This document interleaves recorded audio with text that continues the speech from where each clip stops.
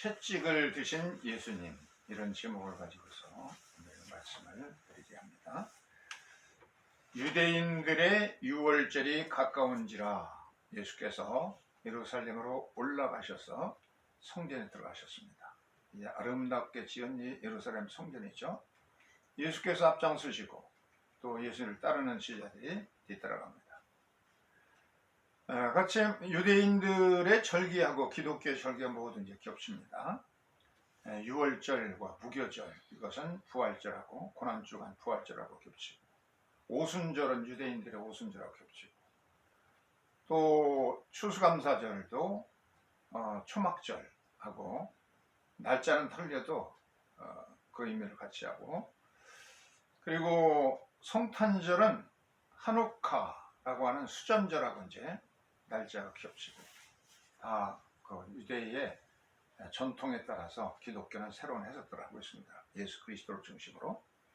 유월절은 뭘로부터 시작하냐면 누룩을 전부 제거하는 것으로 시작하는데, 누룩을 하메츠라고 합니다. 하메츠.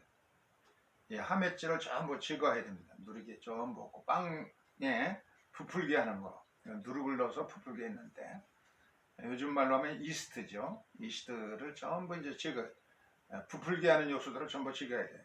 그런 빵들을 주식으로 삼고 있기 때문에 빵 쪼가리들, 그 떨어진 미세한 것들, 이런 것들이라도 전부 제거하고, 무교병, 누룩 없이 부풀지 않는 딱딱한 빵만 먹게 되어 있습니다.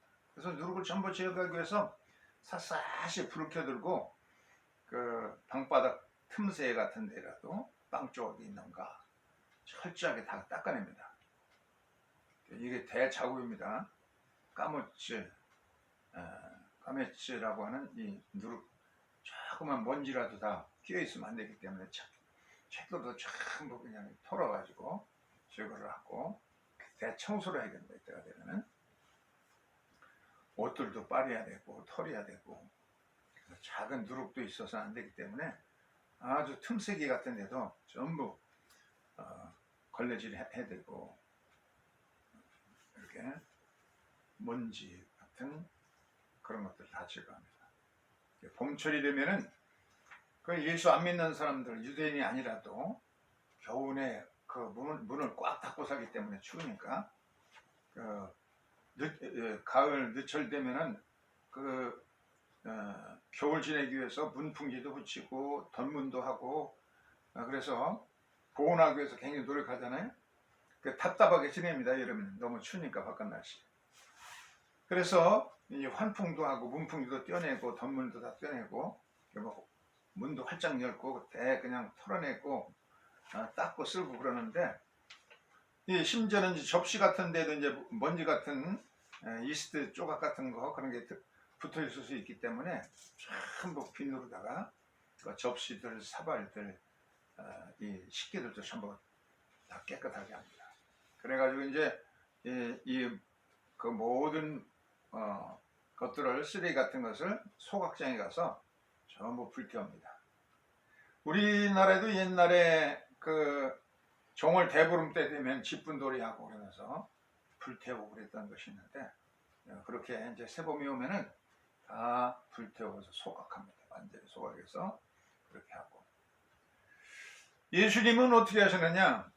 성전에 들어갔더니 성전 한쪽 이방인의 뜰 한 구석에 이렇게 소를 파는 사람들, 또 이런 암소, 수소 파는 사람들, 염소 파는 사람들, 양 파는 사람들, 이런 사람들, 또 그냥 상인들, 살려고 모이는 사람들, 이게 성전 안에 이렇게 우시장같이, 시장 가고 장날 시장에 가보면 가장 시끄럽고 그런 데가 이제 우시장입니다.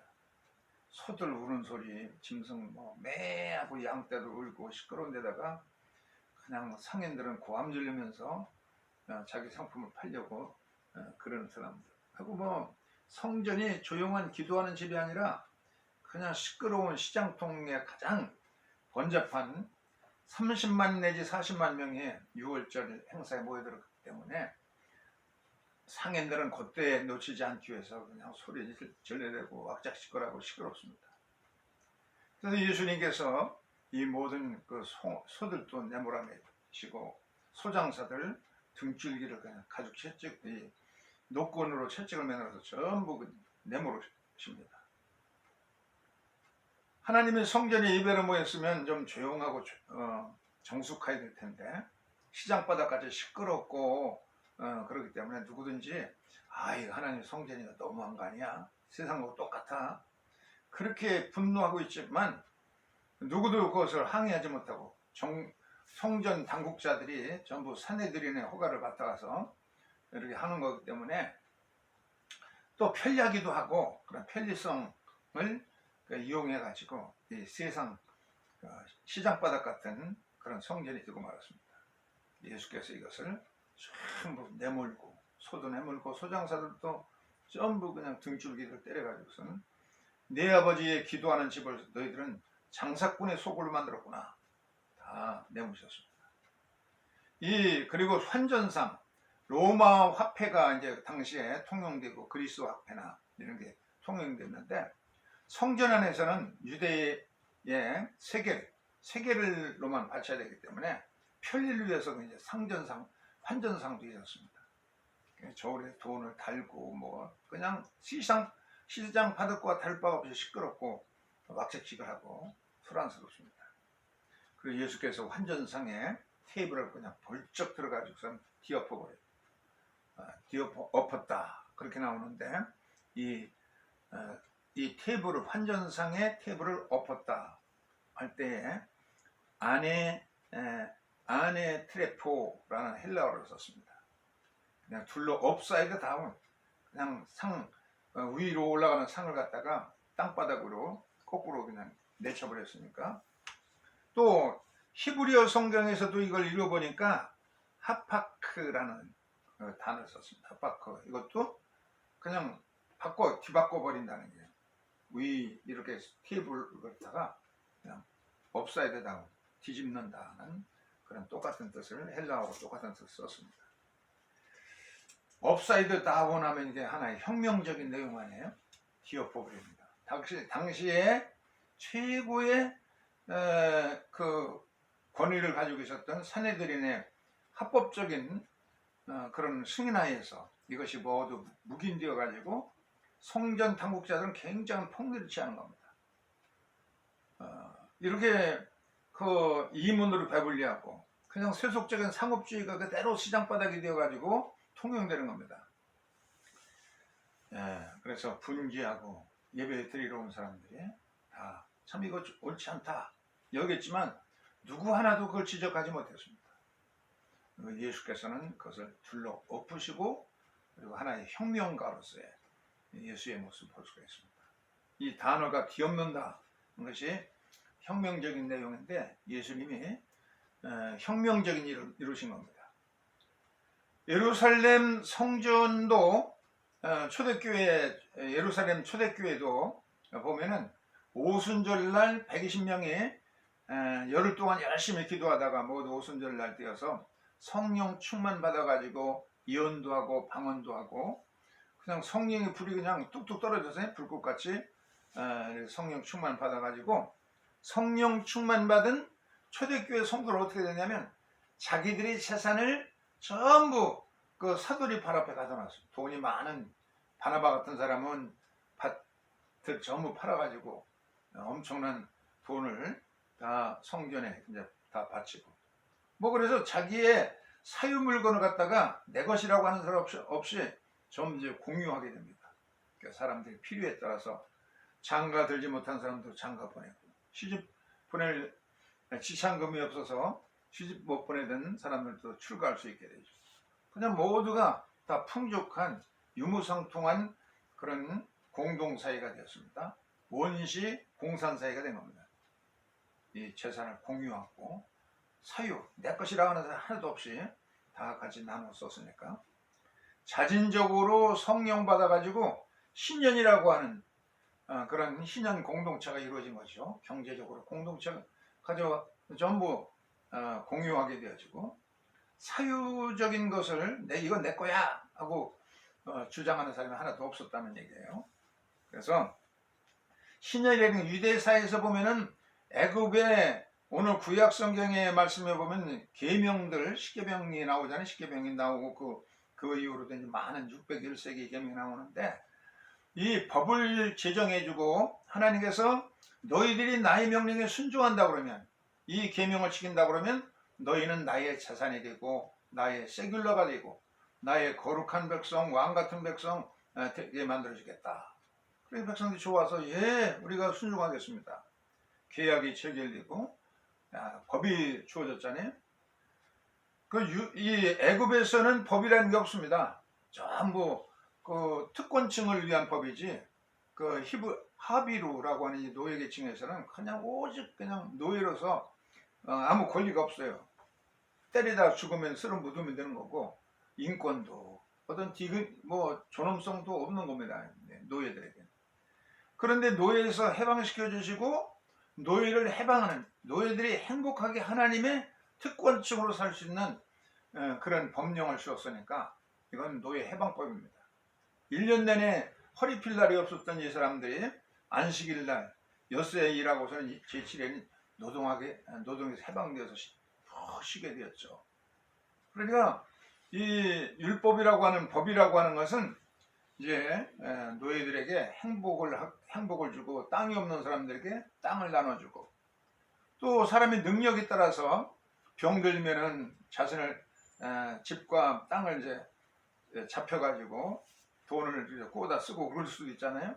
그다음에 자꾸 이제 능력이 많은 수완이 좋은 사람들은 그냥 전부 부를 점점 늘리게 되고 또 연약한 사람들은 다 있는 거 다 그 담보 잡고 팔고 그래야 되기 때문에 또 계층이 생길 거 아니에요. 그래서 7년에 한 번씩 안식년 제도를 두고 또 50년에 한 번씩 경제 대개혁을 일으킵니다. 그래서 그동안 팔아먹었던 거, 노예로 팔려갔던 거 본래대로 다시 돌아오는 경제제도, 경제사회제도가 이 희년법인 겁니다. 희년이 되면 전부 자기 땅을 되찾고 자기 권리를 되찾고 전부 이제 평등하게 되는 겁니다. 이게 이제 시내산에서 맺어진 그 하나님의 법이니까 그야말로 노예를 해방시키고 그냥 땅도 주고 공평 정비한 평등한 공동체가 이루어진 거 아니에요? 그런데 이게 이제 균열이 생기면 50년에 한 번씩 또 그런 경제, 사회적 변화가 생기는 것이고 다시 본래대로 되는 것이고 그러니까 이게 법이기 때문에 해방된 노예에게 행복을 주는 법이었다는 얘기입니다.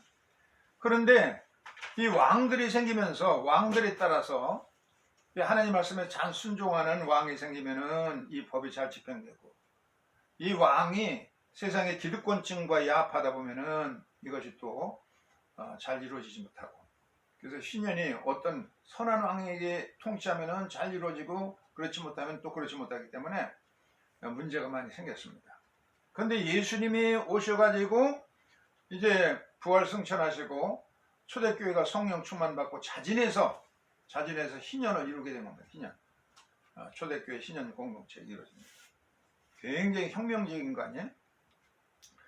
또 마리아 찬가 누가복음 1장 51절로 53절 마리아 찬가 가운데 보면은 마리아가 성령 충만해가지고 찬양하는 마그니피카트라고 하는 마니피카트라고 불려지는 마리아 찬가에도 보면 교만한 자들, 기득권층은 그들을 흩어버리고 그리고 권세 있는 자들은 그 자리에서 내려 내동댕이 치고 또 비천한 사람들은 높여주시고 또 줄인 사람들은 좋은 것을 배불리게 해주시고 또 부자들은 공수로 그냥 빈손으로 돌려보내게 하시고 이 내용들이 마리아의 찬게 보면 전부 혁명 가요 아니에요. 교만한 기득권층들은 다 흐트러서 내쳐버리고 권세 있다고 하는 권위에 왕좌에 차지한 사람들 권위에서 권좌에서 내쳐버리시고 비천한 사람들 오히려 높여주시고 이런 것이 마리아의 찬가에 있고 그것이 이루어진 것이 초대교회가 성령 충만 받고 나니까 자진해서 모든 기득권층을 다 내놓는 겁니다. 저 사람도 내놓고 그래서 공유하는 신년 공동체가 이루어졌죠. 한국에도 복음이 들어왔는데 이런 일들이 사방에서 일어났습니다. 양반들도 쌍놈들하고 같이 예배를 드리고 2조 500년 동안 이루어졌지 해결되지 못한 문제들이 복음이 들어오니까 해결됐습니다. 조원시라는 존스 선교사가 이제 제물포에 와 있으면서 뭐 화성군 경기도 일대, 강화 일대 이런 데 인천, 부천 이런 데를 다니면서 전도했는데 이분은 한복을 입고 또 이렇게 가설을 쓰시고 그리고 한국 사람 형식으로 이렇게 전도를 다니셨어요. 그러다가 그 양사리에 어디야 강화도에 양사면에 있는 그 양사리에 가서 이제 전도를 가게 되는데 거기에 김초시라는 한학자가 있었어. 굉장히 유명한 한학자에게 그에게 한문 성경을 치면서 예술 비달을 이제 보냈어요. 그래서 한초시라고 하는 이 한학자 보세요. 이렇게 이제 멋있는 가설. 강화도에서 아주 유명한 최고의 한학자였는데 성경을 딱 펴니까 아브라함과 다윗의 자손 예수 그리스도의 세계라. 이게 한문으로 나오잖아요. 아브라함 할 때 아자가 이 버금 아자가 나오는 겁니다. 그래서 이 양반이 그냥 한문의 그 능통한 정감록에 대가 있던 이 사람이 누구를 탁 치면서 정감록에서 얘기했던 십승 지지가 바로 이제 십자가에 들어오구나. 성경을 신약 성경을 그냥 여름을 그냥 한문으로 읽은 겁니다. 한문 성경으로. 그렇게 구하던 그런 것이 이 십자가의 도리에 있구나 깨닫고 예수를 믿게 됩니다. 그래서 이 사람이 엄청난 양사면에 그의 땅이 없는 데가 없을 정도로 땅 부자였는데 팔아서 교산교회를 세웁니다. 이 사람이 양반이 있는데 양반들에게 전도하니까 양반들을 이제 교회를 나오고 그래서 시루메라고 하는 데에서는 쌍놈들이 이제 전도를 받아서 예수를 나오고 다리목에서는 양반들이 사는 동네인데 그 사람들이 예수를 믿고 그래서 교산교회가 쌍놈과 양반이 이제 모여서 예배드리는 곳이 되었습니다. 그 옆 동네에 이제 홍의 마을이 있는데 여기에 훈장 박명일이 김초시 어린이 예수를 믿는다는 소리에 분개가 따지러 갔어요. 그래서 김초시의 설명을 쭉 듣고 나니까 그럼 나도 그 십자가의 도리를 내가 믿어야 되겠구나. 그래서 홍의 마을에 훈장이 예수를 믿으니까 그 마을 사람들이 덩달아 다 예수를 믿었어요. 그래서 성탄절날 세례를 받는데 우리가 한날 한시에 전부 세례를 받았으니 전부 일자 하나 일 다 이제 촌수도 우리가 없다.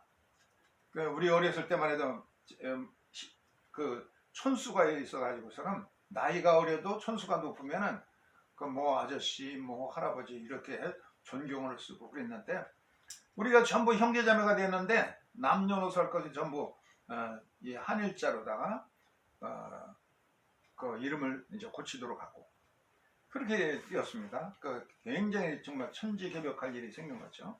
한날 한시에 우리가 하나님의 단 형제자매가 되었으니까 이 한일자를 넣어서 이름을 짓도록 하자. 호적에도 가서 고치고 그래서 액자, 신자, 능, 순, 충 뭐 이렇게 해가지고 거기다 일자를 넣어가지고서는 충일이 뭐 능일이 보기 이렇게 이름을 전부 개명해서 호적도 올리고 그렇게 했습니다. 박능일, 권신일, 김경일, 종신일 이렇게 이제 이름들이 전부 바뀌어진 겁니다. 뭐 그러니까 할아버지, 아들, 손자가 같이 그냥 다 일자 돌림이 되어버려 가지고서는 그런 희귀한 일도 생겼고요. 종순이라는 사람은 굉장한 부자였습니다. 그래서 자기의 빚진 사람들 전부 불러놓고 모아놓고서는 빚문서를 전부 태우고 탕감해줘요. 그리고 자기의 논밭을 논 없고 밭 없는 사람들한테 골고루 다 나눠주고 그래서 자기는 부인과 함께 성경책을 들고 전도사가 되고 나중에 목사까지 되었습니다. 이거 뭐 참 놀라운 그 기독교의 복음이 전파되면서 양반, 쌍놈의 개념도 없어지고 부자들도 자진해서 땅을 내놔서 땅 없는 사람에게 나눠주고 혁명이 이 개신교에서 일어났습니다. 이제 오늘 예수님께 해초를 들고서 노고로 채찍을 들고서 모든 것을 이제 다 성전을 청소하신, 성전이 기득권화되었기 때문에 이것을 다 청소하신 말씀이 나오는데요. 이 그림에 보면은 여기 이제 매를 맞고 종아리를 맞는 사람이 누구냐면 율곡이 7살 때에 그 한문을 전부 당시 사수삼경을 다 통달하고 논어를 다 통달하고 그래가지고 13살 때 과거 시험을 봤는데 장원급제했습니다. 소문이 확 퍼지니까 어머니가 그걸 듣고 분개해가지고 너희는 아직도 머리에 피도 마르지 않은 놈이 벼슬을 하기 위해서 그 과거 시험을 쳤느냐? 그러면서 종아리가 다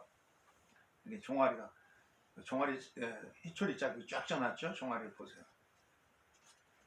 그래서 율곡이 얘기했어요. 제가 그 출세길 나가기 위해서 시험 본 게 아니라 과거 시험 본 게 아니라 어머니에게 배운 실력이 어느 정도 되는지 알기 위해서 시험을 봤습니다. 용서해 주세요. 어머니가 화를 풀었어요. 그래서 이 율곡이 13세에 가서 장원급제인데 제일 어린 나이에 소년이 장원급제 했잖아요. 다음번에도 또 시험 봤는데 역시 장원급제하고 그 다음에도 장원급제하고 이렇게 장원급제한 그런 사실. 종아리를 맞고선 공부를 해가지고 사람이 시들이는 거야. 율곡이. 이 김구 선생의 백범일지에 보면은요, 나이가 희갑이 지났는데도 어머니한테 늘 종아리를 맞고 살았어요. 팔순되는 노무의 어머님이 왜 작년에 나를 때리던 그 회초리가 그냥 아팠는데 이제 나이가 많이 드셔가지고서는 이제 힘이 없구나. 그래서 눈물을 주룩주룩 흘리니까 너희는 원통에서 우느냐? 그게 아니라 작년에는 어머니가 그 회초리 때릴 때 힘이 있었는데 금년에는 힘이 하나도 없어가지고 웁니다. 그랬다는 일지, 백범일지에 나오는 얘기들 있죠. 해갑이 지났는데도 그런 매를 맺으면서 살았어요. 그렇기 때문에 존경받는 인물이 될 수 있었던 겁니다. 예수께서 회초리를 들고 채찍을 가지고서 이 성전을 깨끗하게 청소하시고 성전에 들어와 있는 상업주의들 이런 것들 다 기득권층들에게 채찍을 가지고 어느 누구도 하지 못했습니다. 백성들에게는 그냥 정말로 아주 후련한 일이었지만 당시의 기득권층들은 몹시 분개했습니다. 오늘도 우리가 예수님께로부터 이제 매를 맞을 필요가 있습니다.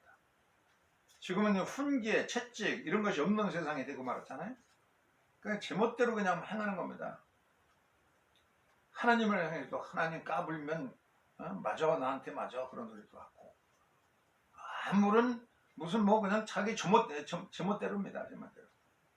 우리가 주님의 채찍을 맞기 위해서 스스로 주님 나의 잘못을 꾸짖어 주시고 나를 채찍해 주시고 나를 바로잡아 주십시오 하고 우리가 이 사순절제 3주째 맞게 되는데 당시에 교회를 청소하셨던 주님 사순절에 들어가면서 유대인들은 그 6월절 우리말로 하면 이제 고난주간 부활절에 해당되는 건데 그거 시작되면서 제일 먼저 전부 누룩을 청소하기 위해서 집안을 전부 대청소하고 봄철 맞이 대청소를 합니다. 이때 주님은 성전을 청소하셨습니다. 주님의 들려진 채찍에 주님 저희 잘못된 것을 우리의 교만을 책망해 주시고 잘못 믿는 것들을 깨우쳐 주셔서 다루서게 하옵소서 하고 주님의 채찍 드시는 주님 앞에 우리 스스로 종아리를 거두면서 반성하는 시간이 될 수 있길 바랍니다. 잠시 묵상해 기도